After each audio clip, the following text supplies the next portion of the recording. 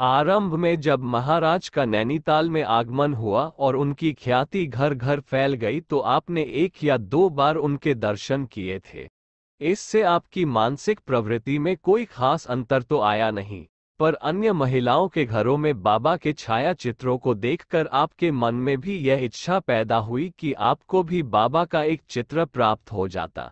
आपने अपनी जान पहचान में इसके लिए प्रयत्न किया, पर आपको निराश ही होना पड़ा और इसके न मिलने का मलाल भी आपके मन में बना रहा। नंदा देवी के मेले का अवसर था। आप अपनी पूजा सामग्री का थाल लेकर मंदिर में पूजन हेतु गई थी। वहां से वापस आते समय आपने देखा कि एक बालक जिसके हाथ में केवल एक फोटो थी, वह उसे आपको दिखाते हुए बोला, खरीदना चाहेंगी? आपने देखा शीशे से मढ़ा हुआ ये छाया चित्र महाराज का था जिसकी आप पिछले कई दिनों से खोज में थी। उसकी कीमत उसने 1.5 रुपया बताई।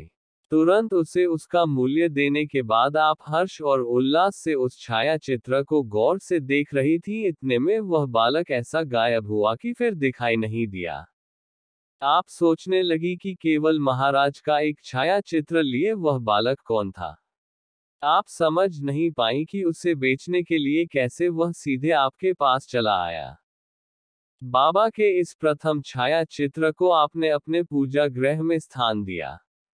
इस प्रकार इस छाया चित्र की प्रतिष्ठा के बाद से आपके गृहस्थ में सुख और समृद्धि की उत्तरोत्तर वृद्धि होती गई और आपके विचारों ने ऐसा पलटा खाया कि आपकी आस्था बाबा पर दिन प्रतिदिन बढ़ती गई।